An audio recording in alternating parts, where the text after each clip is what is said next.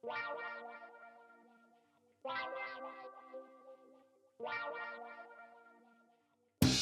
Adventure Jogger, a podcast about trail and ultra running. Meet fascinating runners from the front, middle, and back of the pack, sharing inspiring and funny stories about life and running. Running should be fun, and so should running podcasts. I'm your host, Stephen Kornhaus, and this is The Adventure Jogger. Hey, what's up, everyone? Welcome back to another episode of the Adventure Jogger Podcast. Today, I don't have a guest. I have a co-host. My wife is back, Valan Kornhaus. We're going to have some fun. We got some cool running-related things, of course, we're going to talk about. And we're also going to dive into kind of the mental health side of running, ultra running, the benefits, some, and also the struggles, mainly the struggles that a lot of people go through with DNFs, training, all of that, burnout, a lot of stuff. So first of all, how you doing? I'm doing good. I feel like I got a major upgrade with the co-host tag. So I'm feeling a little pressure now. I got the co-host vibes I got to live up to. Yeah, it'll be good. You know, we each got I'm drinking some Heaven Hill whiskey here, and Valen's got some, what is that? Bailey's. Dairy-free Bailey's, cookies and cream with some vodka. Yeah, a little martini. So cheers to you all out there. And dealing with kids that are sick, of course. We've been getting ready for a little trip we're doing this weekend. And of course, all of our kids have to get sore throats and get sick right before that, which is always the case, it seems like. Always fun. Always fun. Other parents out there can relate to that, I'm sure. But anyway, what's new in the world of running for you? What have you been up to? Oh, the world of running has been lackluster. The world of mental health counseling in grad school has been heavy these days. So I've been sort of getting ready for this race that I have coming up, this 12-hour race. Oh, I almost forgot about that. Not that I'm 12-hour race ready, but we've just been taking it slow. I have been doing most of the workouts, but my coach has been very, very conservative with my training plan. So they've been shorter runs, more strength training. You had such a significant time off where it was probably a good solid 8-9 weeks of no running. Because even before that, you weren't running much. And so you had a lot of time off. Yeah, I did. That's being very cautious, but with intent to prevent injury. Which is a very, very extensive injury history, which we went over in the last podcast of all of her injuries leading up to races. So we're trying to prevent that and get her to the starting line healthy and help her finish the race healthy. Yes. As well. Yeah. So, yes. Yeah, you'll get there. When is that race anyway? I know it's 6 weeks, something like that. It's coming up. So that'll be interesting. It will be interesting. It'll be interesting to go into it with a more objective. No, that's not right. Not objective. More sound mindset. That's realistic. Realistic. That's the word. A realistic mindset of what I'm really going to do, and not try to overdo it. I say that, and you're like smirking at me as you say that. It's the ultra runner problem is your ideas to take it easy generally disappear. Yeah. Or runners in general. But that's fine. You know, I mean, we'll have a plan in place before race day, and you'll just go have fun and enjoy being on the trails, and it'll be a good day. So yes, any day on the trails is a good day. Yeah, I was looking at some current events and like happenings in the trail and ultra world lately, and I saw that trail running was predicted to be like a major fitness trend in 2025. Like a substantial growth is projected to be in that sport. And the article said that it was mainly due to mental health benefits.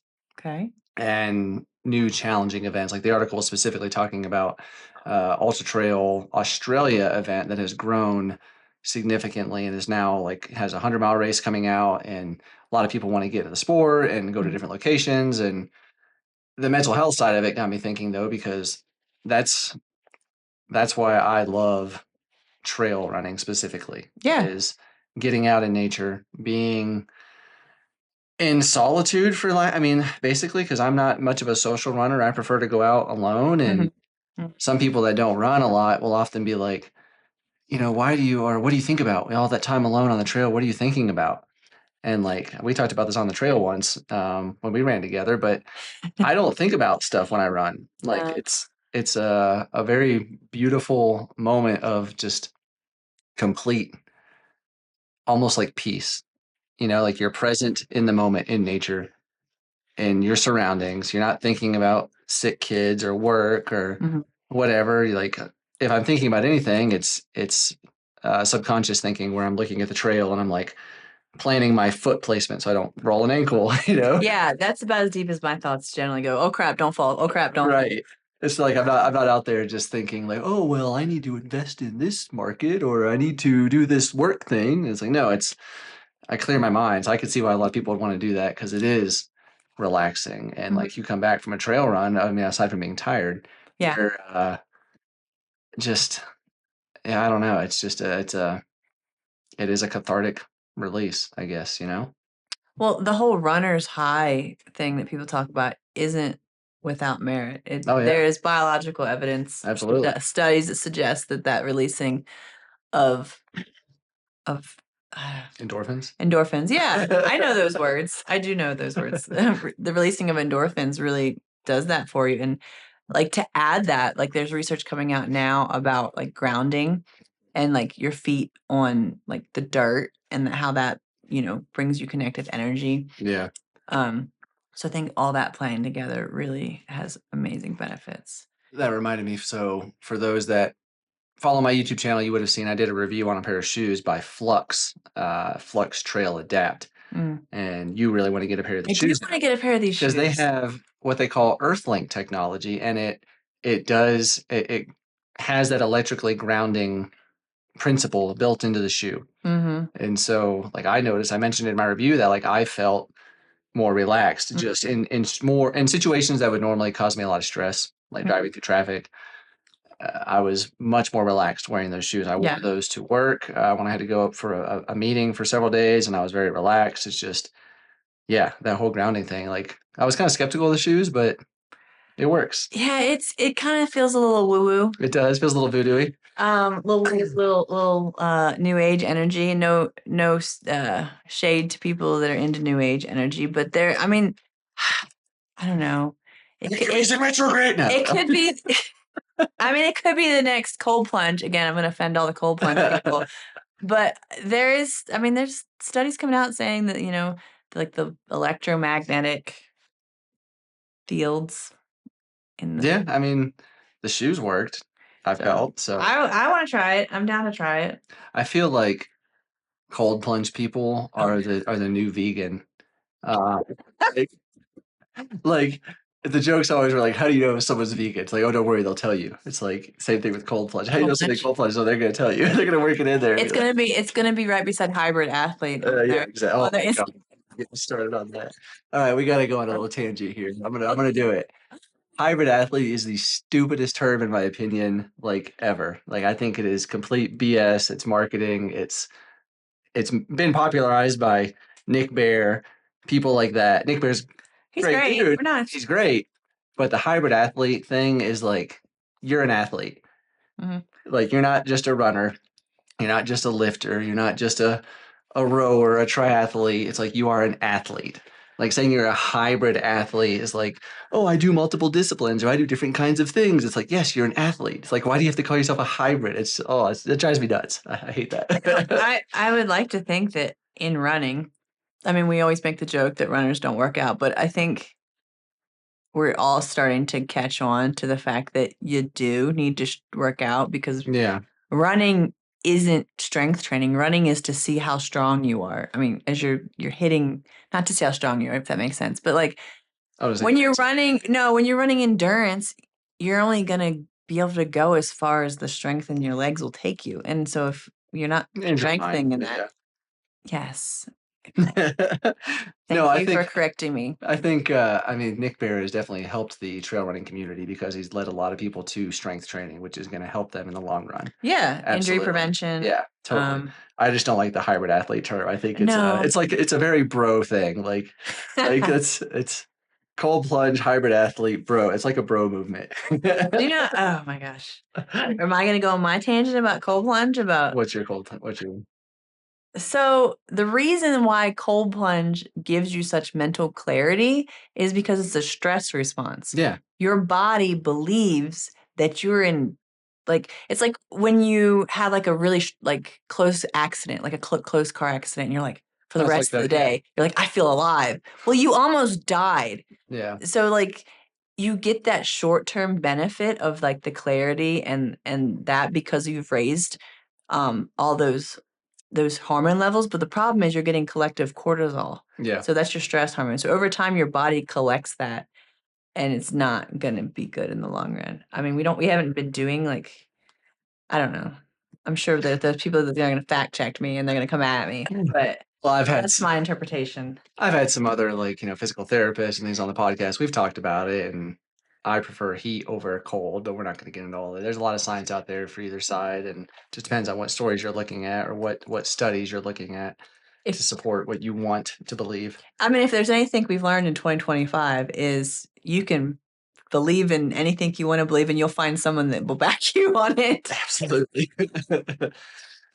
Well, let's shift gears a bit, I guess, to some of the mental health. We talked about some of the benefits of running is kind of that clarity and that cathartic release and that peace and calm. But then there's the inverse of that is the negatives, the negative mental health impacts that can be from running. Yeah. I know for me, we talked about this a little bit the last time, is, I went through a big mental health deal with after my surgery because a lot of my identity is as a trail and ultra runner and a YouTuber who built a brand around running. Yeah. So that was big, and not being able to do that. And so I definitely was affected mentally by that. I've luckily, I can knock on wood and say I've never DNF'd a race yet. I almost did once. I really wanted to, but my amazing crew chief wife talked me out of it. Yeah. And honestly, if you would not have been there, I would have DNF'd. I would have dropped out. But so that was good. But I never DNF'd, so I don't know that struggle from that side of the sport. I know you have had a few DNFs, a couple, and that's difficult. Yeah.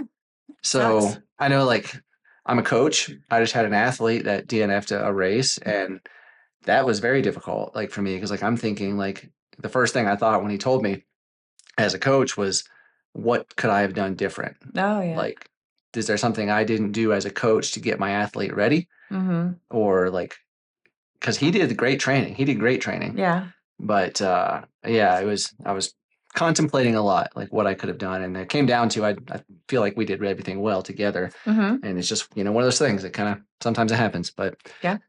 Anyway, yeah, the DNF stuff. So let's talk a little bit about, I guess, let's step back a little bit. So Valan is in grad school, about to graduate this year with a degree, a master's in clinical mental health. What is it? Mental health counseling? Clinical mental health counseling. Yeah. Clinical mental health counseling. There you go. Yeah. So she's going to have her master's. I'm going to call her Master Kornhaus. And she'll be my master. No, That took a turn. Oh, man. But anyway. Okay. A big thing you've been working on is you have actually created a workbook. Yeah. It's in the editing phase. I'll call it. I've done the first draft, and I'm working on getting it, like the finishing touches on it, but the content's all there. Yeah. So you're in the editing phase, and you've had now. Can you so peer reviewed? Would that be if like another counselor reviewed your work? Is that a peer review? Yes. Because you have had, but we generally use the term peer reviewed when we're discussing like journal, like things like someone releases a study. Okay. And then so checking the validity of a study. Yes. Okay. So that wouldn't apply. Okay. That doesn't apply. But you have had your like professors and people who have been in the industry for many, many years review this and give you great feedback, and you're making a couple changes. Yeah. Most of the changes I'm making are visual changes. We're graphically pleasing. Yes, I'm trying to make it look pretty. And that was really the only feedback I got from my professor. And man, she's been in the field for 15 years, I think. Yeah, quite a bit. Not to like say that I'm amazing and this is the best product ever made, but I feel pretty good about it. But honestly, the premise of the workbook, like what? So it's related to trail and ultra running. It's built for athletes. It's built for athletes. I went a little bit broader. I wanted to capture the hybrid athlete. No, I'm kidding. But I did want to capture all athletes. I didn't want to limit it to just ultra runners, because there is ultra runners have our things, but I think a lot of the challenges are similar. Yeah, they're what's the word I'm looking for? They're I almost said interdenominational. So they're widespread amongst all athletes. Yeah. And what I noticed is there's like you hear sports psychology a lot. Yeah. And there's like a lot of people in the sports psychology field, and they're great. They're very, very focused on performance. How do you inch out that extra little this? And that's great. And I think that's helpful, but that's a small part of the story of the athlete. It's like, how are you going to bounce back when you have an injury? Like, how are you going to deal with that? What about like if you're like a D1 athlete or a high school athlete and you're not going to college, you're not going to, you're retiring. Like, how do you life without your sport, without your running? And so I was really trying to build something that would help people, one, to like break through the barriers and the setbacks of like a DNF. Like what happened at mile 40 that made it so you couldn't continue? Like what happened in your training that made it so you were skipping workouts? And you like a very like deep introspective look at not just the race, but what led up to the race and you as a whole, as a person. Yeah, the piece of the workbook, it's a skills workbook. So it's like mental training. It's not as in depth as like a training plan would be, but it's giving you the skills to be able to look at the pieces in a way that makes sense. Okay. So it's built around what is the theory that you use? Yeah, so the workbook itself is based on the DBT theory, which is called I can't even say it half the time. Dialectical Behavioral Therapy. There we go. I know. We in the field we just call it DBT. It just means like the dialectical means like the two opposing things. So one thing can be true and another thing can be true at the same time. So that's that premise that you can be in a lot of pain and realize this hurts, and you can also be calm and move on. Yeah. And so that's the kind of skills that it's really building. Okay. So I guess like with this workbook for athletes, not just runners, but for any athlete. Okay. Take someone that is going through burnout. Okay. They've been training for a 100-mile race or a Ironman. So putting in 9 hours a week, on the bike, and they're doing 3 hours in the pool, and they're doing another 3 hours running, or 4 hours running, whatever. Somebody running 10, 12, 13-hour weeks. Yeah, running. that's a lot. And they've got a family and so work, and they're burnt out. So how could this workbook, like help someone going through that mental burnout caused by like crazy, just strenuous training in life? Yeah. So there's a couple of different ways to look at it. I'm trying to pull up one of the worksheets to help guide me in a way that makes sense for everybody. Okay. So the DBT skills are broken down into 4 parts. You have your mindfulness, which is like being present in a moment. You have your distress tolerance, which is like exactly what it sounds like. Distress. Tolerating distress. Yeah. Emotional regulation is like dealing with your frustration, your self-doubts, your fears, your anxiety. And then you have your interpersonal skills, which is like communication, how to deal with other people. If you're on a team, how to be a good teammate. How to deal with your spouse who is not very happy that you're spending 7-8 hours on the weekend. So the first step would be like figuring out what is causing, like what part of that is causing the burnout. Are you not enjoying the runs? Is it just being like, this sucks, I don't want to be here? And so that could be a mindfulness piece. That could be like, okay, how are we going to tap into being present in the moment? How are we going to focus on like, wow, this step, next step, this step, oh, the leaves. Some people call it like the all moments in your runs that really bring you the joy. When you say mindfulness, Yeah.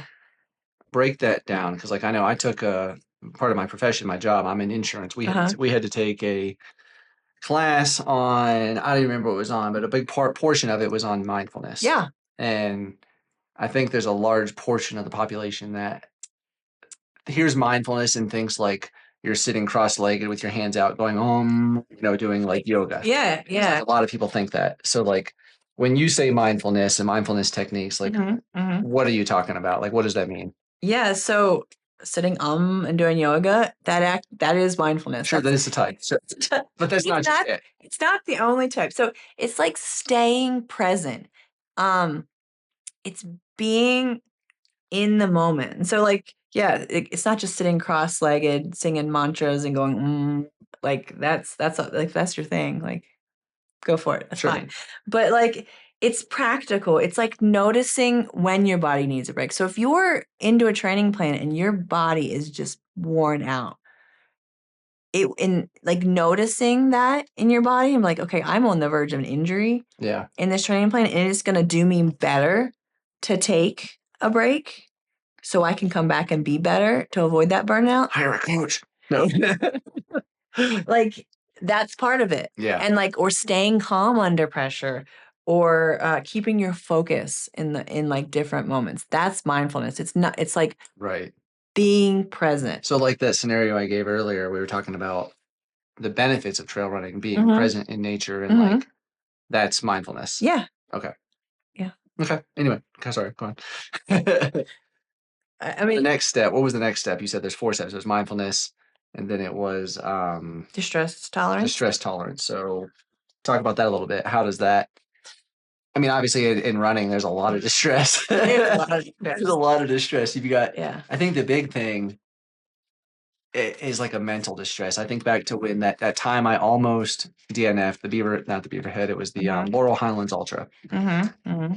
For me, I was in my head and I was thinking I was only 6 weeks out from a serious ankle roll. I hadn't had much training. I was hurting, which plays tricks. Your brain starts playing tricks on you when you're hurting. You're maybe calorie deficient as well. But I kept thinking, because you were there with me, I kept thinking I could just quit this race. We could go get a dinner together. And I have the kids. We could be alone. I'm looking for excuses out of this, like to rationalize. Because I have all of this distress, and I'm like, I could have an easy out and a date with my hot wife and get out. So luckily you talked me out of that, but I think that's some of the distress probably. But yeah, maybe talk us through some of that. So distress tolerance is, so we're mindfulness, and then we have distress tolerance. So distress tolerance is surviving in these really tough moments without adding fuel to the fire. Okay. So running in a long distance race is painful. It's physically painful. But you added to your distress by saying, what if X, Y, Z, A, B, C, E, F, G? I think you added to my distress by being my hot wife. And I was like, I'm going to go spend time with my wife. Yeah, I am, but like, there are skills that you can learn that will help you cope with that. And like, the number one thing that you learn in distress tolerance is radical acceptance. Okay. It's exactly what it sounds. It's accepting the state of something without trying to change it. So I'm going to put that in ultra running terms. Tell me if I'm wrong. Okay. But that's very common in the ultra world. You'll hear people say, once you accept that you're going to be in pain, you'll just move on. Yeah. And so like, I know in a 100-mile race, I remember like I was 80 miles in and my shins were hurting like crazy. And like, I was like, oh, I'm just going to hurt. Yeah. Or even more when I ran the No Business 100 and I rolled my ankle at mile like 18 and a half. And I had 82 more miles to go. And it's not necessarily something I'm encouraging. No, not. But I accepted that like I'm going to be in a heck of a lot of pain from here on out if I finish this race. And I really wanted to finish the race. So I made that radical acceptance of the pain. But that's kind of what you're saying, is like you accept that you're going to be in this pain, this suffering, this time. Yeah. And you accept it. And it's almost, I wouldn't say putting it behind you, but just kind of being cognizant. You kind of block it out almost. Yeah. And if you go into these events expecting beyond, I say beyond like accepting that it's going to hurt, expecting that it's going to hurt. Yeah. Then it's not going to surprise you. Yeah. And you're like, okay, I knew this was going to happen. Carry on. Yeah. Adapt and overcome. Yeah. Okay. All right. And then the next step after distress tolerance was, what was it? Emotional regulation. Okay. Emotional regulation. So how does that relate into our ultra running scenarios we're talking about here? Emotional regulation. Obviously you go through high. I mean, there's a saying in ultra running, it's like kind of like a roller coaster. You know, you go up, there's a high, you're going to go down, there's a low. But if you keep going, you're going to go up again. There's going to be another high, and there's going to be another low. There's going to be more highs. It's an ebb and flow. Yeah. Well, I think, like, honestly, and when if I ever go back and get my PhD, I said when. No. I have a high interest in doing a dissertation on like why people get into ultra running, because I have a lot of theories about people wanting to have a challenge to overcome. Yeah. And that does something for people. In the counseling world, if someone has had like a trauma or quite sadly, if someone's been victimized or addiction, probably, or something in which they've lost their power has been taken, like we prescribe difficult and like empowering events. And like anybody that's ever completed an ultra is like, that was the most difficult thing I've ever done. And I feel amazing. Like, what can I do next? What can I do next? Yeah. It pulls you. It's like, I'm trying to like, not to like over theorize this conversation. Because I'm like, I have so many thoughts. But it's like you have this circle around you. I use this all the time with my clients. You have this small circle around you. And every time you do something uncomfortable, you make that circle bigger. Yeah. Well, that's like Courtney DeWalter says, her pain cave. Yeah. It's like she doesn't try to avoid the pain cave. She wants to get in the pain cave and dig that pain cave deeper. Like it's a tunnel that she's digging into the mountain, digging that deeper. So it's like the same thing. That circle or that pain cave is getting bigger and bigger and bigger. Yeah. And I mean, it's just so that was quite the tangent of what you asked me about, but it made sense to me. So spinning this background. So emotional regulation is like navigating your emotional response. So you're in your run. You're aware of what's going on. You're in touch with your feelings. You're in touch with how it feels. You've radically accepted that this is going to suck at some point. And so emotional regulation. Okay, so let me see, figure out how best to explain this. Our brains, our bodies have this state of being. We'll call it homeostasis. Yeah. Window of tolerance. If you're into mental health stuff, where your body wants to be. So that's why you're like, this is comfy, this is cozy, this is where we want to be. So when you're under a lot of stress, your emotions want to like either kick into high gear and like panic, or go in fight or flight. Yeah, it's exactly what it is, fight or flight. Or they want to go into like, we're going to crawl into a little ball and we're just going to sit here and we're going to be fine. And so what emotional regulation is essentially skills-based training, so to keep your emotions in that window of tolerance so that you aren't like flipping out and you're not giving up. What about the athlete that is struggling? Let's say it's their first ultra, and they come to a point where it's a type of hard they've not experienced because they've not gone that far before, and so it's complete new realm to them. They've never been there. Yeah. And it gets challenging and tough and like, oh, I'm hurting. Like, am I hurting myself? And then so they make that choice to stop and quit. Yeah. Like, how can this maybe help them through that so they don't make that choice to DNF? Is it the emotional regulation where, like you said, if you're aware of it and you plan that this is going to hurt and having a realistic picture of what it's going to look like? That's distress tolerance. That's distress tolerance. Okay. Well, does the emotional regulation play into that? Because then that part is where they're in their head, their emotions are high because they're like hurting and they're like, maybe they're crying and they're like, oh, I've never done this before. I don't know if I can go any further. And how do they break that barrier? Yeah. So the first step to controlling our emotions is to notice them.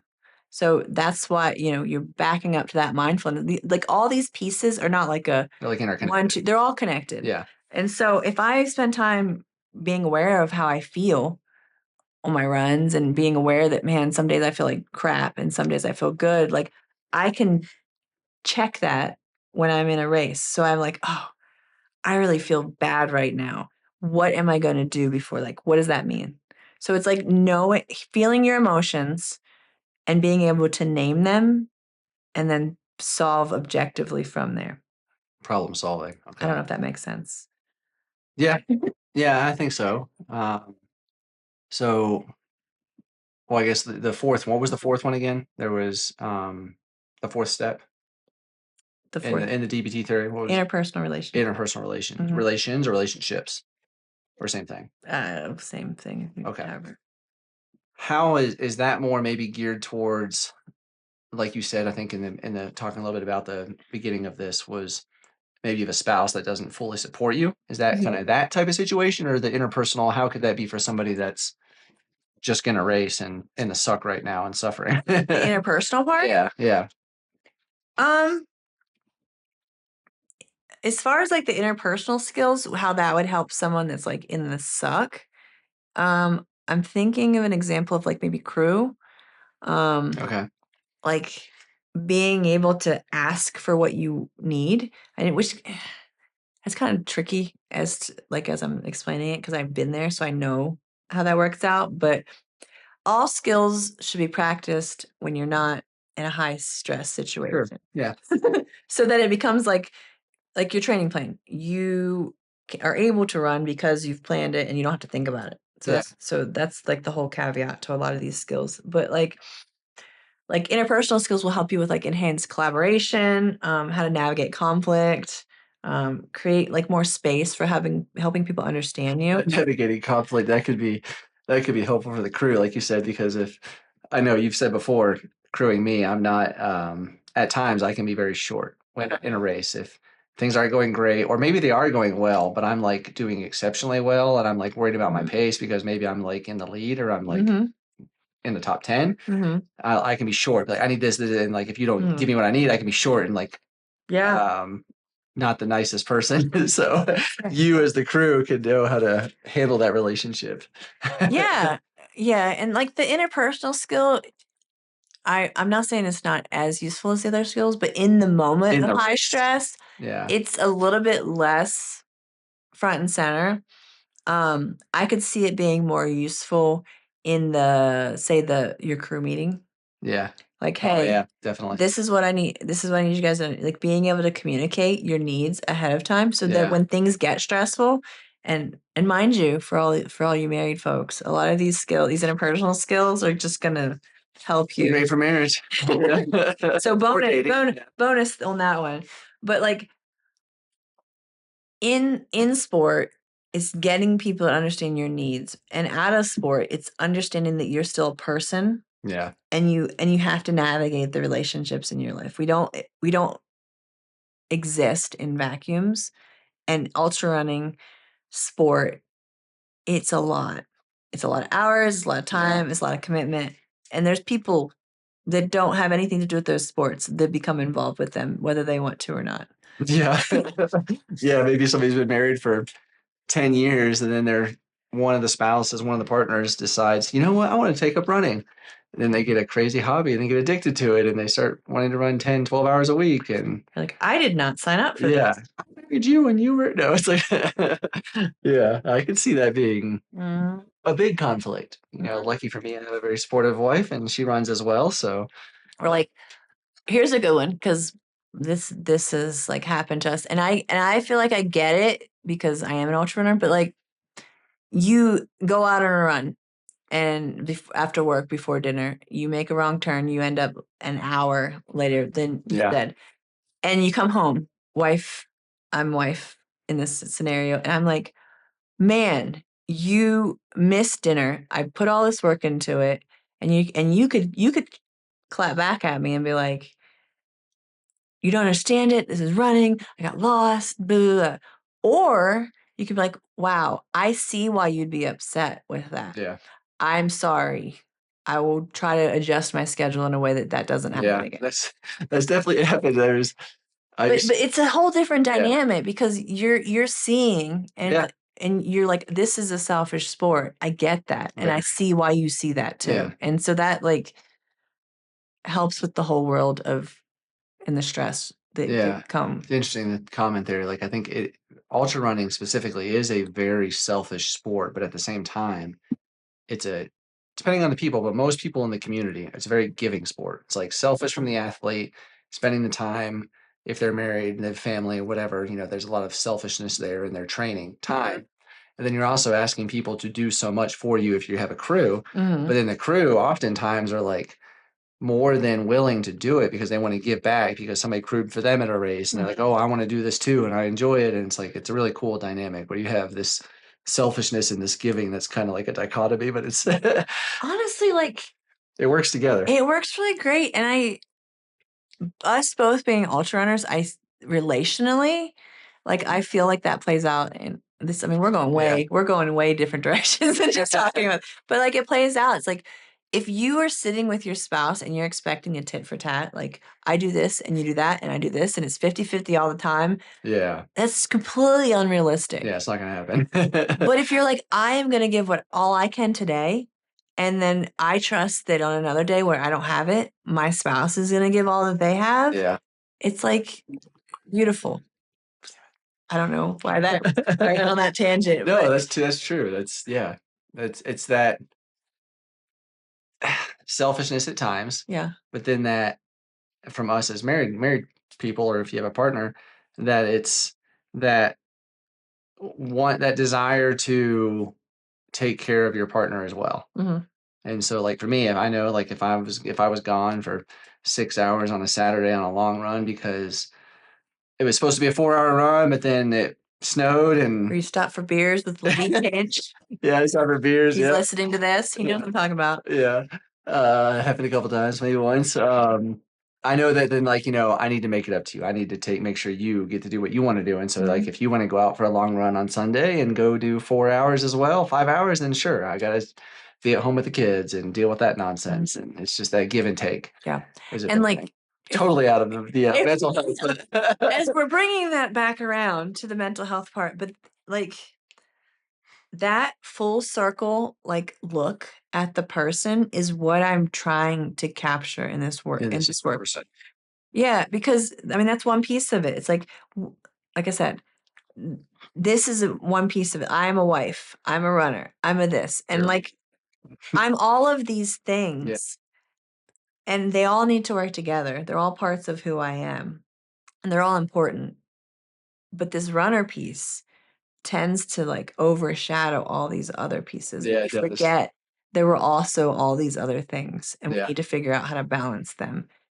And like, and all these skills in this workbook, like are designed, or the way in which I framed it in this workbook, they're designed for the athlete, for the runner, but they'll extend beyond that to anyone in life. I mean, TBT wasn't originally designed for athletes. It works really well for athletes, and I 100% believe that it will be helpful. But like, you can pick up this workbook as a back of the pack runner whose hobby running is like, people like to make fun of us that aren't doing it. Adventure joggers. Adventure joggers. Yes, that's what we're on this podcast for. I mean, it's useful to everybody. It's not for the Olympic athletes that's going for the new PRs. It will help them, sure. But it's not just for those people. Right. It's for everybody, and it will help you no matter what your goals are running. Totally. Absolutely. I can see that. I have a couple athletes I might want to get to try that book out. All right. Well, now let's shift gears. Something a little maybe lighter topic. Hey, humor is good for mental health. Humor is good. Is that what we're doing? Humor is great for mental health. There's some funny things in here. Self-deprecating jokes. Let's play a little game, I guess, real quick. So an ultra running kind of would you rather. Okay. So would you rather run a 100-mile race with 0 aid stations or in 100-degree heat? So, but you would have. I still have my stuff in a 0 aid station. Let's just say, sure, you have crew. Yes, 0 aid stations. I can't. Yeah, totally. Pizza. Totally. No. Would you rather lose your shoes at mile 10 or your nutrition at mile 50 of that same 100-mile race? I think you got to go shoes, because if you lose your shoes at 10, you're probably not making it to 50. Yeah. I don't know. I mean, unless you're a Tara Humara that's used to running barefoot or in those sandals. I mean, yeah, you can't do much without shoes. Or they're both, it's a tough one. Yeah. Let's talk about trail running pet peeves. Okay. Some of my biggest pet peeves. Oh, My first one, street tacos. Oh, wait, no, we're talking about running. It's not trail running. Oh my gosh, don't even get me started on street tacos. I hate street tacos. I feel like I have to explain why I hate street tacos now. I don't know, but they're so small. It's like you pay $18 for 3 street tacos that is like a freaking hors d'oeuvre, and you don't get enough food, and it's worthless. Street tacos. This is the things we have conflict about in marriage. Street tacos. One of my biggest pet peeves is people with music that, I mean, if you listen to headphones, that's awesome. But if you have like just your phone blaring or a Bluetooth speaker, like, oh my gosh, it's like I come to the mountains because I want to have like peace and connect with nature and be present and mindfulness in the mountains. I don't want to hear your freaking like Taylor Swift on the trail or your whatever, blasting loud. Like I can't stand that. I remember we were doing you were you with me? I don't know. I was doing the incline, and this dude comes up with like this loudspeaker, and it's like a Saturday on the incline. I remember that. And like a Saturday on the incline is everybody and their brother, and it was not just like la la la music. It was like heavy, high cursing. Death metal or no? It was death metal. I think it was rap, but it was like very F this as the, and I'm like, there are children here. Like it was very they were not being very mindful. They were very unaware. Yeah. Like, but I gotta say, okay, to buck that like a little bit. So 98% of the time, there's been at least 2 occasions where I've been in a race and someone had music and it would like became like this like communal dance party situation. Okay.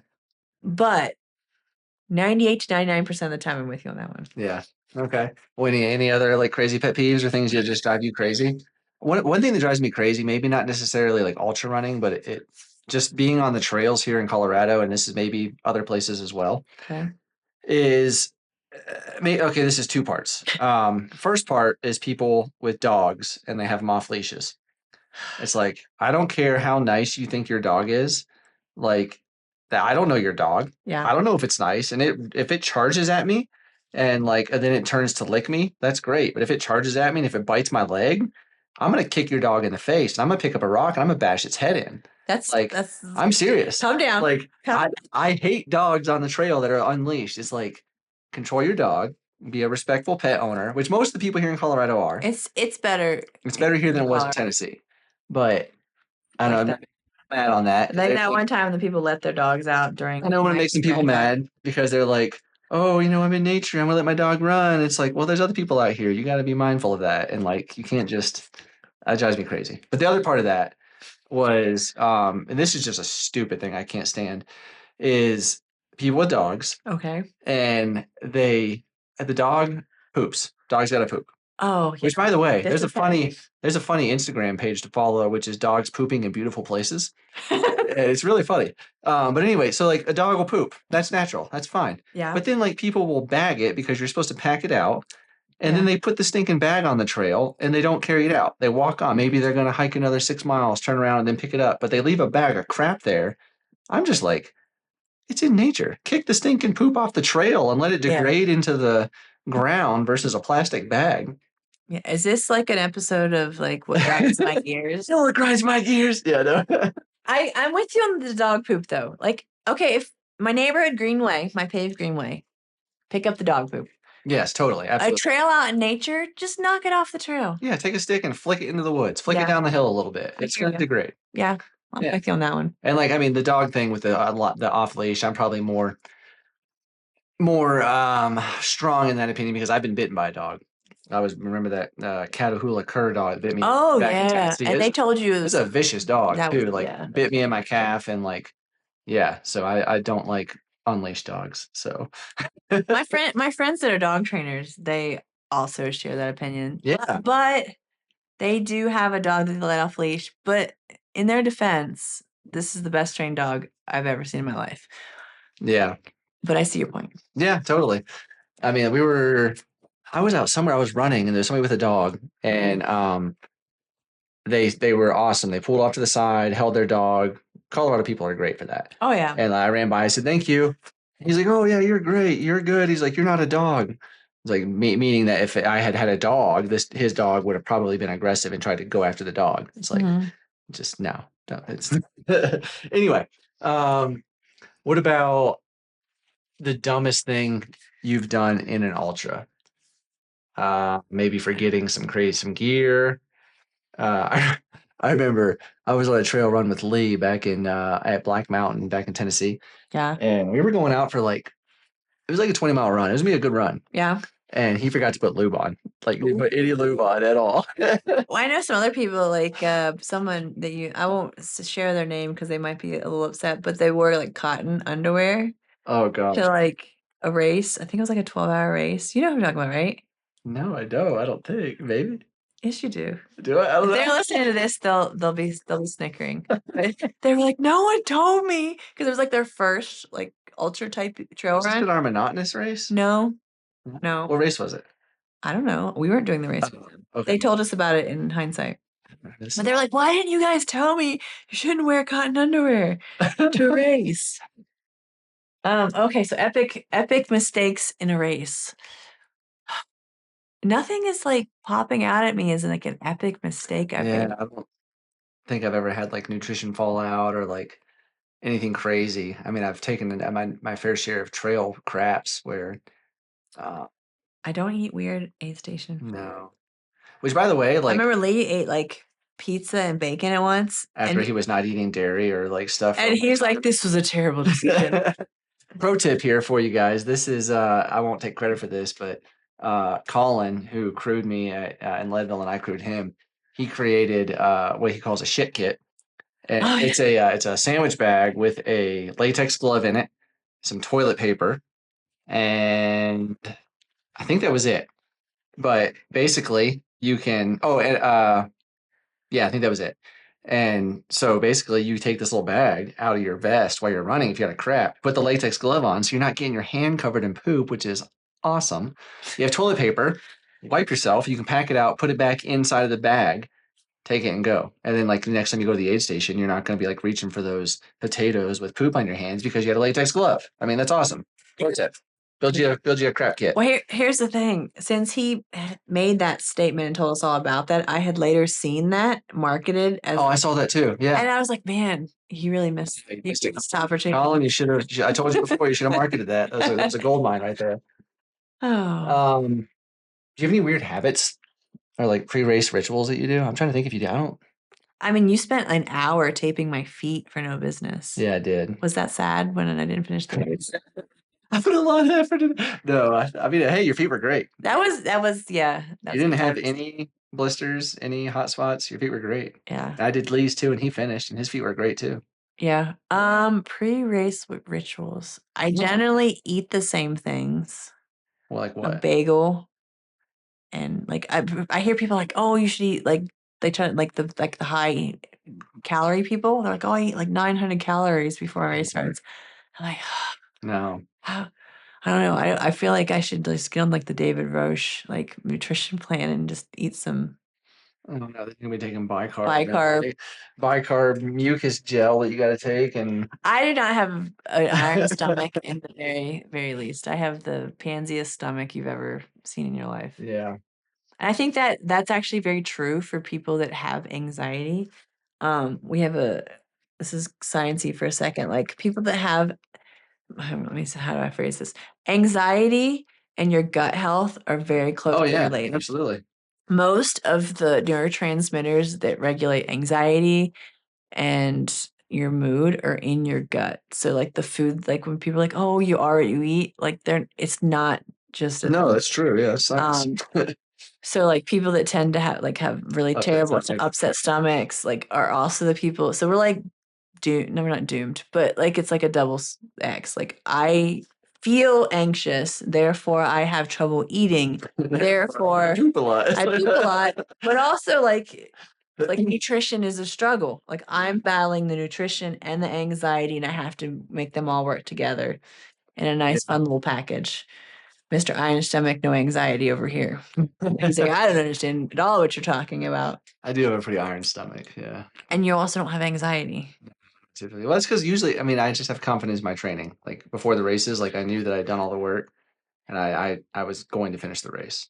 That wasn't a Yeah, question. but like that's not I know that's not common. that's not what everybody feels. No, I know. Like I've been very lucky. I've been Because even people they're like, oh, I did all the things, and they're like, they'll show up and they're like, could I have done something else? Could I have done something else? Well, even like if they finish the race, it's like, what is there else you could have done? Unless it's just maybe like through the race. Even people that finish the race are like through the race, that's what they're thinking. And they're like they're battling anxiety all through the race. Yeah. What's looking back to the races you've run, like what is your favorite aid station food that you've eaten? That's an interesting question. I don't really get excited about Or like something in the race where you just remember like that at that point it was like made an impact and it was like the best thing you've ever eaten in your life. Well, here's the thing, like the thing that's coming up for me was my first 50K. And I had been asking for a donut for like a good 5-6 miles. And then I got the donut and then it wasn't that great. And I was really disappointed. It was a very sad situation. I remember GDR back in 2009, Georgia Death Race back in 2019. Mm-hmm. It was like the last aid station, I think, before the finish. And there was, they had tortillas and they made me a burrito that had bacon and avocado in it. And I remember eating that. And it was like, I had just had the best thing I'd ever put in my mouth. Like it was amazing. What about that, during No Business, that plant-based soup? Right. Yeah, that was just this last 2023 No Business. There was a plant-based soup because I was plant-based then, and it had like Beyond Beef in it or something. And oh my gosh, that was exactly what I needed. You had like 13 miles left in the race. Yeah, that was oh my gosh, what's the name of that? I don't remember. That's why I was assuming. Is that aid station? I can picture. I know exactly where it is. By the Equestrian Center. Then you get onto Middle Creek. What the heck is the name of that aid station? No idea.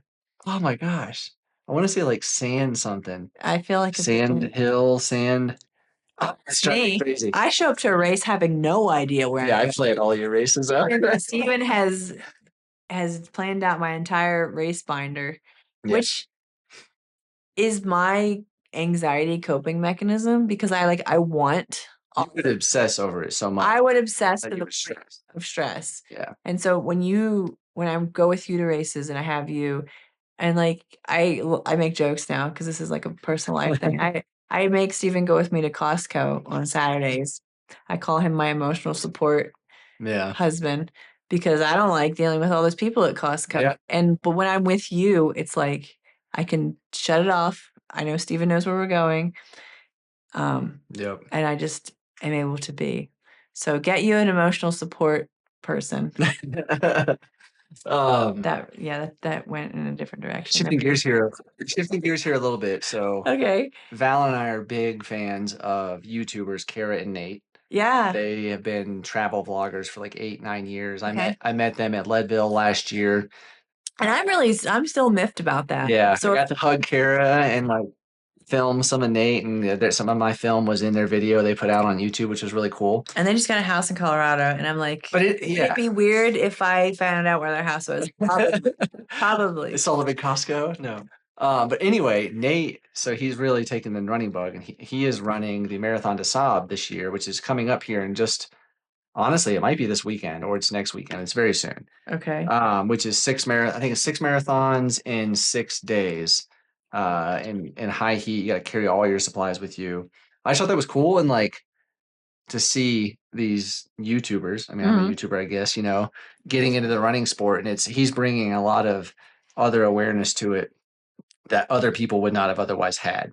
Fair. Because they have 4 million subscribers. Yeah. Their videos get millions and millions of views on them. His Leadville video has millions of views on it. That's wild. So many other people are seeing this sport that had no idea that there was this sport out there. Yeah. And that's cool. More people are coming, but cool.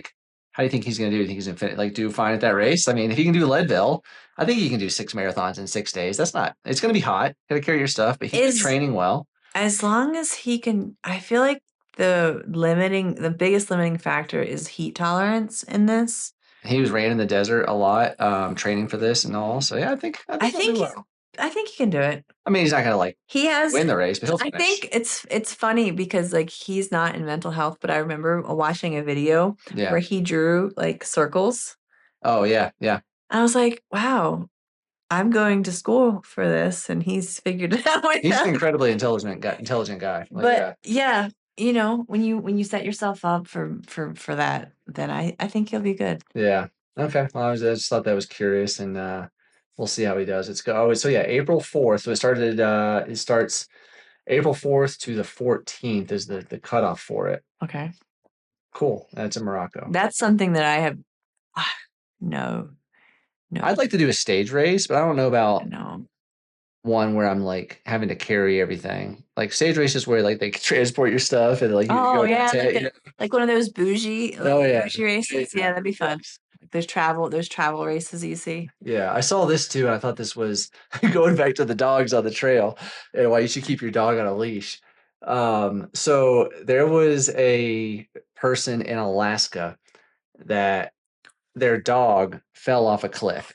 Oh, geez. And so the person went to the edge of the cliff looking for this dog. This just happened on March 30th. Okay. And so this guy noticed his dog Xena was missing, peered over the edge of the cliff to see if he could spot the dog. And apparently he was holding onto a tree branch. It snapped. He fell over the cliff. Oh my God. As well, trying to get a stupid dog that was off leash. That's not you're minimizing people that love their dogs. Right, no, but if his dog had been on a leash, he would have fallen off the cliff, and the guy wouldn't have fallen off the cliff as well. So anyway, the authorities had to go out, search and rescue, had to rescue the guy. And he didn't die? No, he didn't die. Oh, good. They rescued him. They rescued the dog. They had some treats to kind of entice the dog to help get him out of this. They fell down. I don't know how far they fell, but it wasn't hundreds of feet. It was a bit. Okay. But anyway, they rescued the guy and the dog. And the guy had minor injuries, so it was pretty good. But the guy did say in the article, he was like, put your dog on a leash. See, this is the difference between you and I. You have very black and white thinking, and you're like, this is clear cut. And I'm like, but I wonder what, I think in grays. All of my thinking is very much in the grays. I'm like, well, what was the person thinking? Or why did they do that? Or I'm the person someone cuts me off in the Starbucks parking lot, and I'm like, oh, I wonder what they're going through. They would send me such an asshole. I do. I absolutely do. Maybe after you curse them out. No. That emotional piece does hit, but you're like, that's just very different. I'm always like, why would they do that? Yeah. And I want to figure it out. And when people are terrible, terrible people, I'm like, they just need to forgive their dad. You're probably, if you go talk to somebody, they'll probably shoot you, road rage you, and have a gun and shoot you. So be careful. I didn't say that I'm trying to therapize people in the therapize. Is that word? Yeah, I'm making that up. Therapize. Go get your therapize. I kind of want to chat a little bit about Western states, but you probably don't follow a lot of the people that are in the race. Anyway, but I think Jim Walmsley. Yes. Hey, yes. You know a name out there. Isn't bicarb snot guy doing it? Yes, David Roche is doing that. Yeah. And you mean snot because of the bicarb, not because you think he's a snot, but yeah. I think this, last year they made the shirts that said that here for the women's race. Okay. I think the women's race is going to be good, but I think this year is about the men. This field of competitors. Yeah. I'm going to go on a limb and say I think this is going to be the most competitive Western states on the men's field in the last 15 years. Let's see if I know the people. Maybe 20 years. Tell me who's in it. Well, Jim Walmsley. Okay, I know him. So 3-time winner. Yeah. Horse record holder. Got it. Returning champion. Yeah, I knew that. Rod Farvard. Do you know that name? See, here's the thing. You know the name, probably. I've heard. I know the name. I've heard the names. I've seen some videos that you show me all the time, and I'm really into all this in a way. You just don't remember that, yeah. No, I don't remember it because I don't follow it. He finished second last year. I want the golden hour. That's where I'm at. But okay. He finished second last year to Jim. Ran a 14:24. Okay, that makes sense. Fast time. Okay. Hayden Hawks, who I'm a big fan of Hayden. Yeah. He's finished third. He's in there. Okay. Dan Jones, fourth place last year. Okay. Adam Peterman won a few years ago. Fast time. He's coming back. Killian Jornet. Oh, snap. Okay. Yeah, exactly. He's coming back. Adrian McDonald, who has won Leadville. He's won. He got a golden ticket at the Tarawara Ultra Trail UTMB. Fast dude. Okay. And then David Roche, who's not guy. He's like a 14 seed. He just released his video. He's like a 14 seed at the States or whatever. But okay, I think it's gonna be incredibly competitive. And I was talking with my buddy Joe, Joe was on the podcast a little while. Joe Stanek, and I'm gonna Joe go. Wait, his name's Stanek. It's not actually Jude. What? Where's the Jude come from? Hey Jude is it's a long story. I think we got into it in the podcast. Oh, you don't listen to my podcast, man. I listen to them sometimes. I'm busy. I'm in grad school and I got 4 kids, man. Come on, give me some. I'm gonna go ahead and call it though. Okay, it's gonna happen at this race. I think Jim Walmsley is gonna win. I think he's gonna go sub 14. We're gonna have a first 13-hour time. Sub 14. Course record. Wait, yeah. I think Hayden Hawks is gonna get second. And I think David Roche is going to blow up. You think he's going to? I think he's going to blow up, and he's going to at Forest Hill. I think he's going to blow up at Forest Hill and not make it past there. So what is? And I know, and this isn't like a stupid question. Like I know there's nothing. What is different about Leadville and Western States? I mean, there's a lot. But like if we're like looking at it, like he did so well. He did great at Leadville. At Leadville. So why would he do great at Leadville and not at Western States? So States is a heck of a lot hotter. Okay. So the high temperature at Leadville, granted we were at altitude, 10,000. Isn't he doing some kind of weird heat regimen? The heat suit nonsense. But States, you get into the hundreds down in the canyons. Very hot. Dry heat. Very dry, which it's dry here. But it's also a lot more elevation gain. There's 18,000 feet of elevation gain. Oh, so there's more. I didn't know there was more. 22,000 feet of descent at States. Oh, that'll get you. Where at Leadville, there's like 13, 14. Nobody talks about the descent. Yeah, the descent will get you. Yeah. But I think I don't know. He could prove me wrong. He could go out and run a sub 14 time and win the race. He's fast. He shoots his shot. That's his saying. I'll shoot my shot and like that dude. Oh my gosh, that's the best thing to hit ultra running in forever. The dude, like if you've never seen the guy that has spoofed David Roche's videos, they're so funny. He's got 2 episodes out now, and they are hilarious. So funny. I cannot wait to see his next video. I'm trying to get him on the podcast, so if he happens to listen to this, email me please. I really want to get you on the podcast. But it's just a different race, totally different. Leadville is probably more. It's a slower race. You look at the CR, the course record that David Roche set. It was 15 hours, I think 26 minutes maybe. It was pretty significant for Leadville, wasn't it? Oh, it was first time he beat it in like years. It was a 31-year course record, I think. It was a long time. That's crazy. But then you have States where the course record is Jim Walmsley. There's a 14:13 or a 14:09, I think was his fastest when he set the course record. So it's faster race. Yeah. Even though there's more elevation, it's more runnable, but it's hotter. I don't know. The heat. I don't know. Man. It could be. I could be totally wrong, but that's what I'm calling. So okay, I am calling nothing because Steven watches it religiously, and I'm like in and out, and I'm like, oh, that's really cool, but my mindset is always like on the normal runner. Yeah. So golden hour is my jam. And I do think on the women's side that Riley Brady, who is running in the women's field, selected that this year because that's the option, I guess, but. I think she's going to win. She won Javelina. She won Black Canyon, and she's been on a tear. I think so. Javelina and Black Canyon are both really hot races. Yes. So that's going to play. Yeah. The only name I recognize on your list is Tara Dower. Of course, see Tara do well. That'd be awesome. Courtney, I'm not sure. She hasn't decided yet if she's coming back. She's trying to look at her schedule. If she comes back, she's going to win. I mean, that's just a guarantee, basically. She's like the anomaly of life. Yeah. So. All right. Well, this has been over an hour now, so I guess we should probably wrap it up for this episode. But it's been fun chatting about crazy. All over the place. All over. We had hopefully some good nuggets in there about mental health and all that stuff. And just like what? I was gonna say we didn't mention at all that I'm doing mental health coaching probably with the workbook. That's like a whole conversation. Yeah, definitely. Well, I was gonna say, like, just like you know, a lot of people, most people should have a running coach. Yeah. Having a mental health coach is a big thing too nowadays. People have.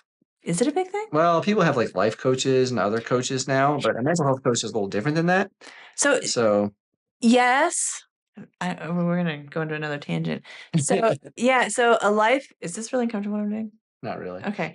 I said not really. No, it's not really. It's really uncomfortable.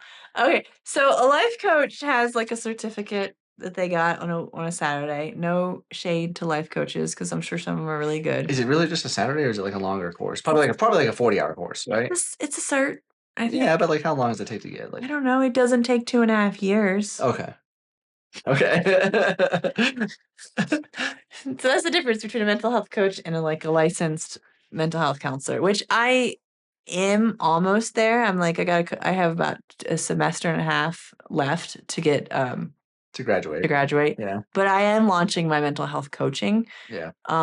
Based on the principles that I've learned in mental health counseling. So it's a little bit it's not mental health counseling. It's more on the coaching side. So we're honing in on like what you need, like how to get you over the hump, like how to navigate a setback. Like it's a lot more directive than like counseling would be. And I'm doing that. I don't know where I'm going with that. Yes. I'm doing that. So if anybody's interested, reach out to me and we can talk. There you go. Logistics. Where can they find you on Instagram? What's your handle? You don't even I don't know what my handle is. Isn't it Valan Runs Life? Yes, it's Valan Runs Life. Yeah, that's my Instagram. Valan Runs Life. At Valan Runs Life. You don't handle that. I don't know. I'm so bad at self-marketing. Like I really believe in the ideas that I'm pushing, and I really believe in what I'm doing.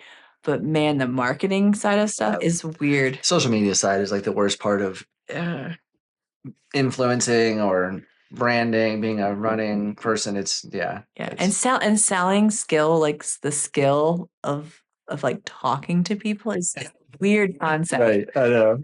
But I think it's worth it. Yeah. I mean, for sure. All right, so yeah, Valan Runs Life, Instagram. You're on Facebook too. Valan Kornhaus, I'm on all Facebook, that stuff. Yeah. But yeah, definitely. Hopefully, like she said, this little workbook she's working on here is in the final editing phases, and hopefully she'll have it out soon. People will be able to purchase it, go through the steps. How many pages is this thing? It's gonna be more. It's like 50 pages, something like that. Yeah. 40 something pages. I don't know. It's a big workbook. She's put a lot of work into it. And I think it's gonna help a lot of people. So I'm proud of you for it. But anyway, thanks for coming on. I'm sure. It's got a long drive back home. Yeah, your little nose ring sticking out again. We'll have you back on, I'm sure. It's fun to have a co-host and chat. So. I mean, clearly I'm the more popular one. Always, in every situation. Well, you got boobs. So, no. Okay. Anyway, if you stuck around that long, you got that nugget. So appreciate you guys. And we'll hear you talk to you all in the next episode. All right. Bye, guys.